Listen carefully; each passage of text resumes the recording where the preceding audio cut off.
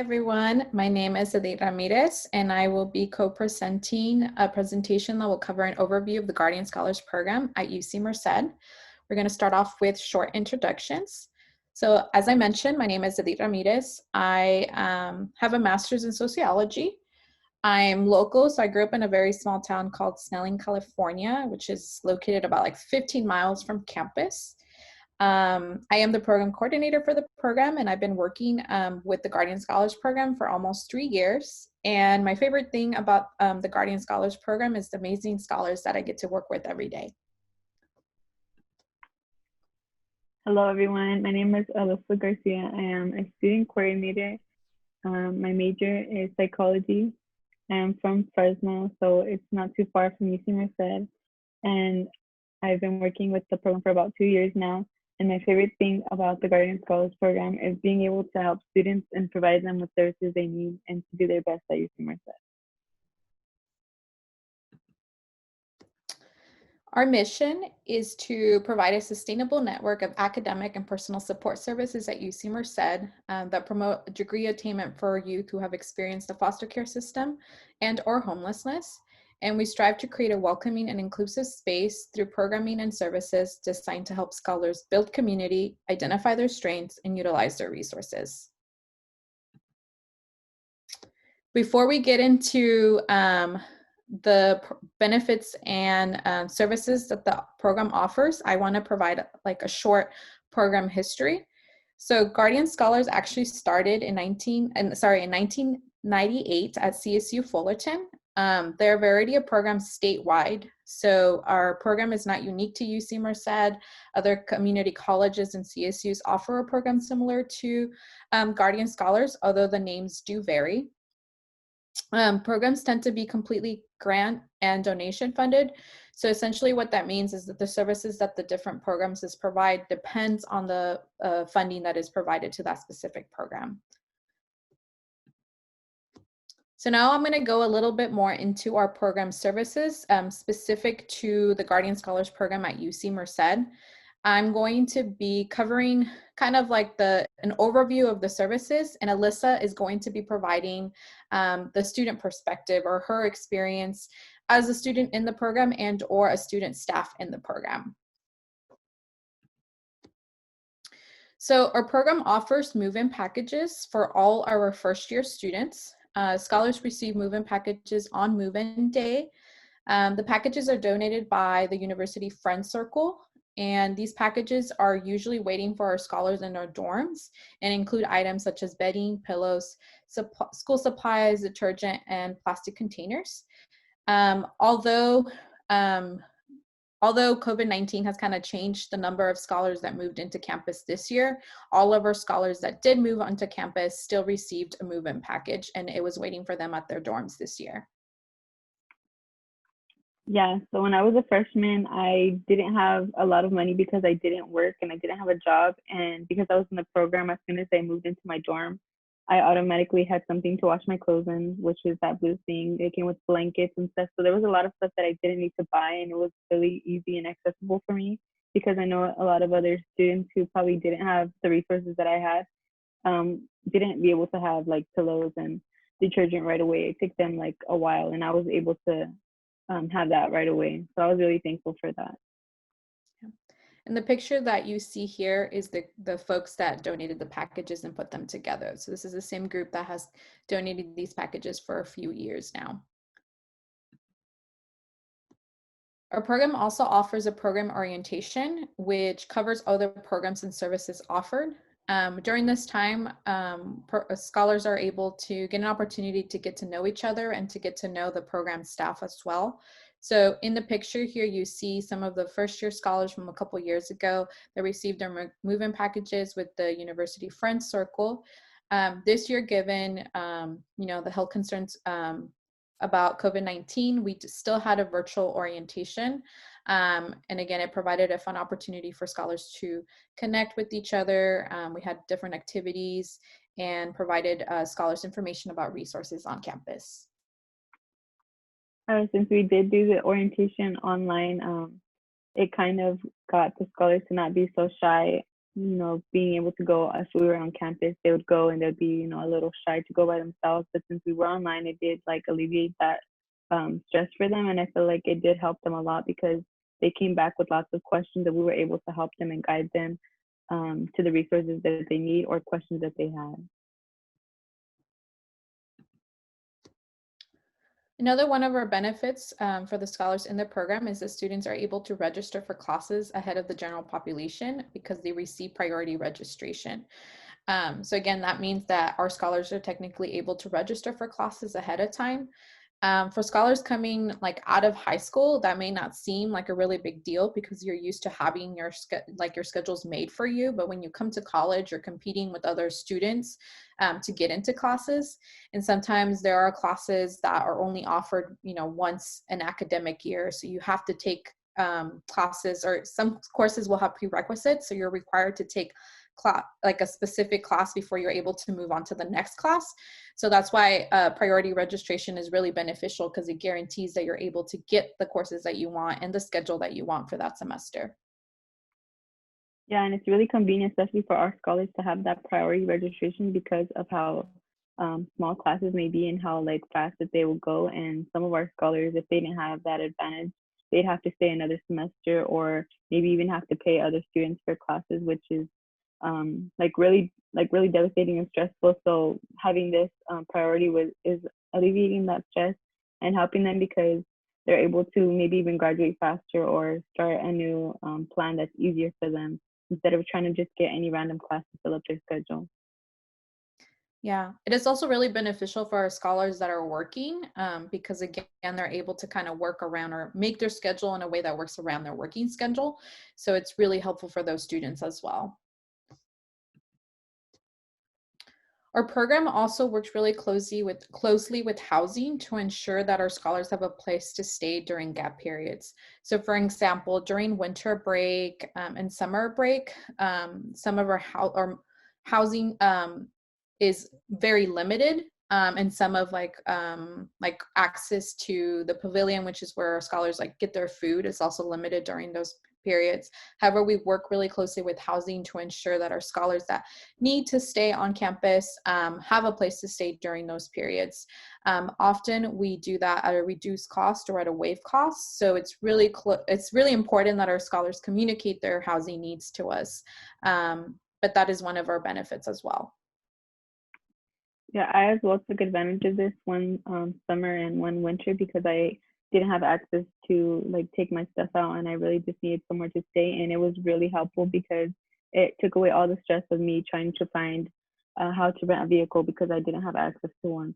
Like a U-Haul, I wasn't 21, so I could not rent that. Like all these other stuff and hassles that I was having to worry about, I didn't have to because I was already there. And also, when you are there, they also give you a meal plan. So I also didn't have to worry about how I was going to get food because I was going to be fed there. So it was really nice having that together. Textbook assistance. So the program offers a free lending library, which is available. A list of the books that are available for our scholars to check out is on CAT courses. So our program has a CAT course, which is essentially like a platform that the university uses for courses or for students to get access to their courses and their assignments, things like that. But the program has a specific one for the program itself, and we provide a lot of information through that. So students that join the program will have access to a list of the books that are available to check out for the semester, and those are books that the scholars do not have to purchase. So essentially they get to check them out for the semester, they get to use them for their courses, and then return them at the end of the semester. In addition to that, we also receive the Burton Book Funds. Those have specific eligibility requirements, but scholars that are eligible for them can receive up to $200 stipend that scholars can use towards the purchase of their books. And that is essentially free money that they don't have to pay back to the university or to us. But again, the eligibility requirements are very specific. So scholars that are in the program will receive information about that and information about how they can apply once they join the program. Yeah, and this lending library is really, really helpful because most of the student coordinators have had these books in the past. So if a scholar comes and says like I'm taking this class but I don't know what book to buy, what edition, and like we have one edition, it's easy for us to communicate with them and like get them the right books they need and maybe the future books that they will need for their courses. And it's just really convenient because books are really expensive, so it saves a lot of money. Workshops. So Guardian Scholars program offers a wide variety of workshops throughout the semester on a variety of different topics. We've done things on academics, workshops on career development, workshops on identity, self-care. The topics vary semester by semester, and we do try to pay close attention to the needs of students and the requests of students so that we can provide workshops that, you know, will benefit scholars and workshops that scholars are requesting. Scholars in the program will be required to attend a certain amount of workshops that depends on their year at UC Merced. So for instance, our first year scholars will be required to attend 2 workshops per semester, while our fourth year students will only be required to attend 1. So again, that depends a lot on your year. Yeah, the workshops are also really helpful for scholars because not only are they teaching them something else like besides school, but like something that they're going to use like in the future. For example, like one of our workshops that scholars really enjoyed was how to build a resume. A lot of them didn't even know how to make a resume, how to start, and we were there to give them examples and stuff. We also do like a lot of collaborations with other programs.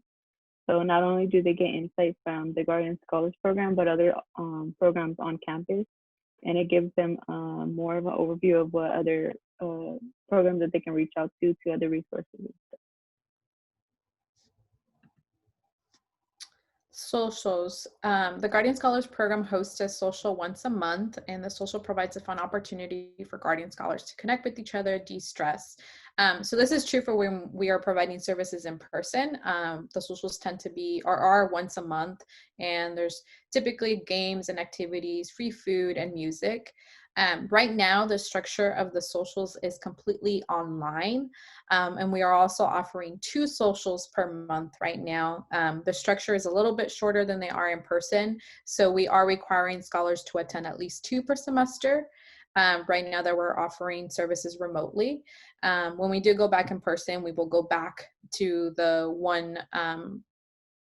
requiring scholars to attend at least 1 social per semester. But even though we are online, we are still providing, you know, fun opportunities. The student coordinators are actually the ones that lead or host the socials. So they are super creative, and they're coming up with really fun opportunities for students to connect in this virtual environment. Yeah. So if we were on campus, you know, we'd have all the scholars come, and like we've gotten lots of feedback that it builds a lot of community, it de-stresses them, and it's really fun for the student coordinators and Edith as well, like to see all the scholars and connect with them, not only like through email, but when they come in, and like just to see them like having a good time and enjoying it is really nice. And online as well, we've gotten feedback that they're really helpful, and scholars are really willing to come to the socials because it's fun, because they feel safe in this community and they just want to have fun and connect with others on another level, others besides school and academics. Yeah. Yeah, I guess just to bounce off or add a little bit to what Alyssa was sharing, I do think that the socials tend to be like a great opportunity for students to connect outside of the classroom and just to kind of get to know each other. And I know we've gotten a lot of feedback from students, and I know that these socials have provided opportunity just to like build friendships. And a lot of times, like I end up seeing a lot of our students like walking together on campus. And it's really cool to see the connections that they make because of these opportunities. Academic and life skills mentoring. So our Guardian Scholars receive one-on-one mentoring to help ensure both personal and academic success. These happen through one-on-one meetings with the program coordinator, so myself. Again, right now, meetings are completely online, so we are using a variety of platforms, Zoom being one of the most common ones, but we also use Microsoft Teams, Google Meets, and or phone, whatever platform is more accessible to scholars. We try to be flexible with that. And again, these are just an opportunity for students and myself to get to know each other. Oftentimes when students come in, they don't necessarily know or think that there is a way that the program can help them with something that they need help with. But in our conversations, I'm like, hey, did you know, like, I can connect you to this person, or hey, there's this department or resource on campus that can help you with that. And that's kind of like the intention of these like meetings, just to kind of get to know the student and kind of get to see how we can help them and how we can support them, or how we can refer them to different services on campus and as well as off campus. And all of our scholars are required to meet with the program coordinator at least once per semester. The number of times that the student is required to meet with me is also dependent on their cohort or the year that they're in at the university. So for instance, all first year students will be required to meet with me twice per semester.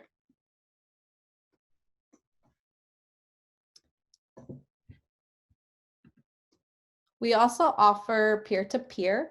So peer-to-peer refers to the student coordinator meetings that each of the scholars are required to have each semester. So in these meetings, scholars actually get one-on-one mentoring with one of the student coordinators, and they can discuss a variety of topics, whether that's like academics, career, goals and aspirations, personal stories, or just life. Also, again, these are being held completely remotely or online right now. And I'll let maybe Alyssa share a little bit more about those, since she's one of the student coordinators that hosts them.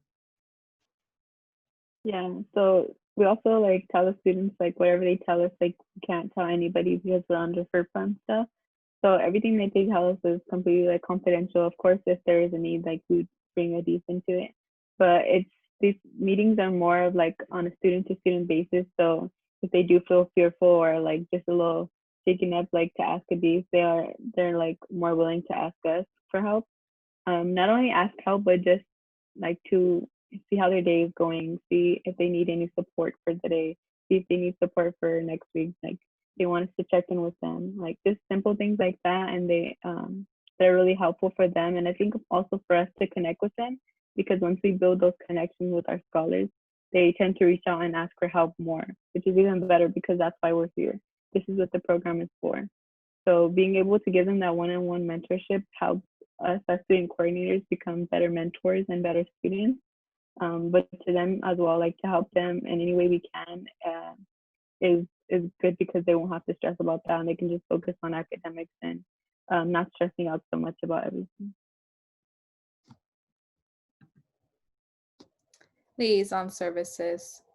So similar to what I mentioned earlier about like the Guardian Scholars Program working closely with housing, we also work closely with other key departments and offices at the university to make sure that students' needs are met with minimal difficulty. So some like other departments that I can think of the top of my head that we work closely with, aside from housing, is the financial aid office and the basic needs office, as well as the Office of Dean of Students. Those are 3 different offices or departments that we work closely with just to ensure that our scholars' needs are met. And typically what that means is like sometimes, students have a difficult time or are afraid to go to the financial aid office, for instance. And, maybe in a conversation with either myself or one of the student coordinators, they come and, they express that they have some financial aid questions. Then essentially what the program does, or what either I or one of the student coordinators is able to do, is kind of refer them to a specific person in that department that could provide them like answers or can help guide them in whatever question that they have.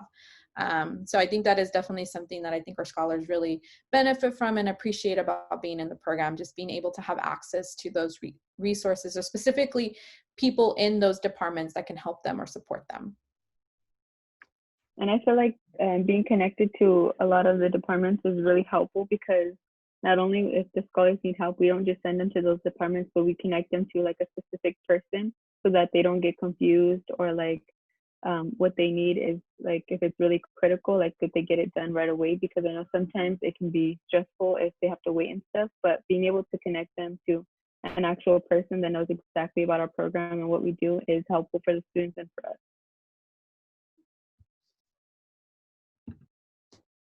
Scholarship and emergency financial assistance. So a Guardian Scholars program provides students with scholarship opportunities. And scholars can learn more about those once they join the program, because we do send out information about that through our CAT courses, which I mentioned earlier. Guardian scholars are also eligible for emergency financial assistance. This does vary case by case. And again, it's dependent upon if something is considered an emergency. The example that I like to give the most often is, say that you're a student that, for instance, uses prescription glasses, and something happens to your glasses, but you obviously need those to go to class or be able to do your work. And if you're a student that maybe doesn't have the funds to purchase new glasses, you could come see the program, and we can look into providing emergency financial assistance for you, or emergency funds. And those are funds that you do not have to pay the program back. So they're essentially funds that, again, are there to provide assistance, financial assistance for scholars that need them on a case-to-case basis. Yeah, it also varies too, like if they need like food or being able to pay rent. It all depends on like their situation and like if they're eligible for it. But I've known that this emergency fund comes really in handy for students that really need it in a short amount of time. Yeah, thank you for mentioning the grocery cards, Alyssa, because yeah, the program provides or can provide grocery cards, for scholars to purchase food. The only requirement is that scholars bring back the receipts, just proving that the funds were used for groceries. But I know that that is something that our scholars, tend to use, and that they're very appreciative when they have been granted those funds. So that is something else that we provide. On the same note, we've offered like cards for professional clothing. So if you're a student that maybe is looking to do an interview, or maybe you have like a presentation where you require to dress up a certain way, and you maybe don't have the funds to purchase those things, the program can provide a card that you can use to purchase those things. And again, the only thing that the student has to do is provide the receipt proving that the funds were used for the purposes that they were intended to be used. So those are other things that the program offers. Another perk of being in the program is having access to our swag. So we do offer a variety of scholar swag. I think one of the things that I am the most proud of is our graduation stoles. So all our students, when they graduate, receive a stole that has our logo on it. We have some folders, laundry bags, pens, sports bags. So the type of swag that we have varies semester by semester. But those are some cool things that we offer for our students. Yeah, and usually we give away some stuff like during our socials and stuff, so that way scholars don't have to wait till like they graduate to get some of these things. They do get them throughout, like when we have socials, workshops, things like that.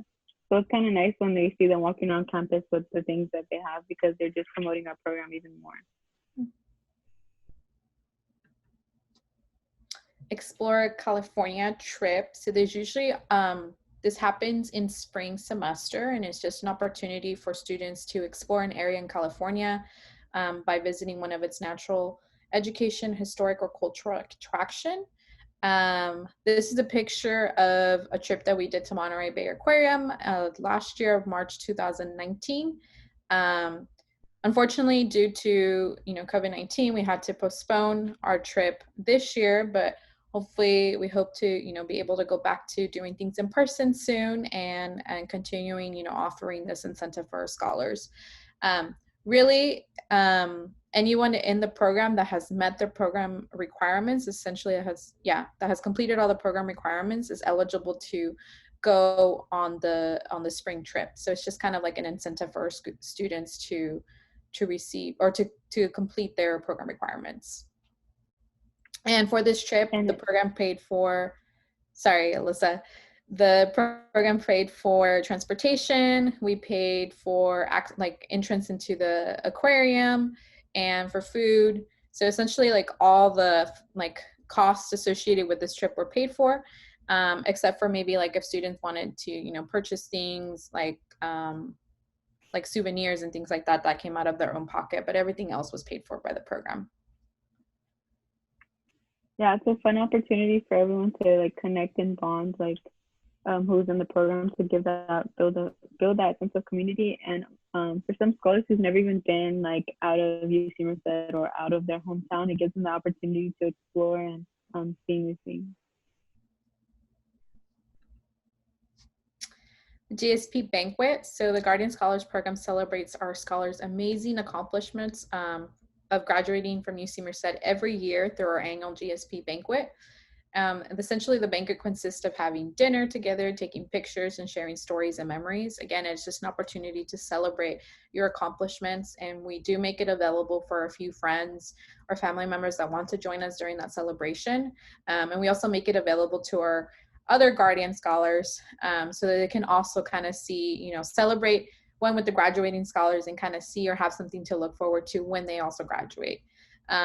Again, it may be postponed or canceled due to COVID, but we are looking into, other possibilities of doing this virtually if then that needs to happen. Yeah, it's really fun because we get like presenters and like people to come speak there. So it's like really nice and have a dinner and stuff. But due to COVID-19, it's obviously going to be different, but it's really a nice opportunity for scholars to look forward to because they do get a celebration if they are in the program and that they are graduating from UC Merced. Yeah, and as I mentioned earlier, this is a time where our scholars receive their Guardian Scholars Stole.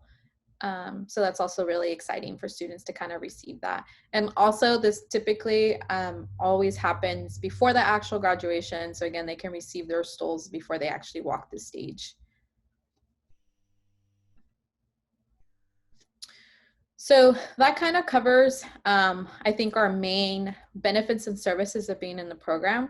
I'm now going to move on to eligibility and application. So in order to join the Guardian Scholars Program, a student obviously must be a UC Merced student, and they must meet at least one of the following requirements. So reside in the foster care or guardianship before their 18th birthday, be receiving AB 12 funding, be eligible for the Chafee grant, or eligible for independent living services, or have experienced homelessness. I do want to emphasize that you only need to meet one of the requirements. I know that is something like I often get asked or something that sometimes causes confusion. So I want to emphasize that you only have to meet one. Application documentation. So these are the 3 documents that a student has to submit to the program in order to basically officially become part of the program. So a student must submit a 1 to 2 pages in length, double-spaced, 12 font personal statement that addresses how their lived experience or experiences have shaped their outlook on higher education. They must also submit a verification letter. So it verifies your status as a foster youth, homeless youth, transition youth, or unaccompanied youth. And a letter of recommendation from anyone stating how the program will benefit them. So those are the 3 documents the students have to submit. How the students submit will be basically addressed when during our outreach process. So we do receive a list from admissions towards May, the end of the semester when students are applying, with the list of students that have indicated either on their FOSFA application or their UC application that they are eligible for the program, so have experienced the foster care system and our homelessness, and we do outreach to those students via email. We know that sometimes that list is not exhaustive and it doesn't cover everyone that maybe would be eligible for the program. So if other students learn about the program through other matters, they can reach out to me personally or our Guardian Scholars account, which will be included at the end of the presentation, and they can send that documentation in that way. For the students that we reach out to, we will be providing information or emails about how they can submit the documentation throughout the summer. But if there's any question about any of this, they can always contact myself or one of the student coordinators through our general account, which will be provided right here. So this is my contact information. My email is included here. It's eramirez226@ucmerced.edu. And our general Guardian Scholars account is guardianscholars@ucmerced.edu. So again, for any questions, you can simply email us there.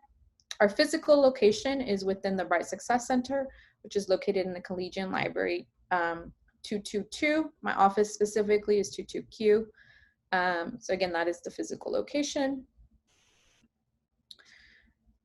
these are the names of our 4 student coordinators that work for the program. And you can email them directly using our general account because they are the ones responsible for checking those accounts. And then you can always follow us or find out more information about us through our website. I will say that our website right now is currently being revamping. So it may look a little bit different than the picture that is here because we're doing a little bit of revamping for our website. And you can also follow us through social media, specifically our Instagram or Facebook page.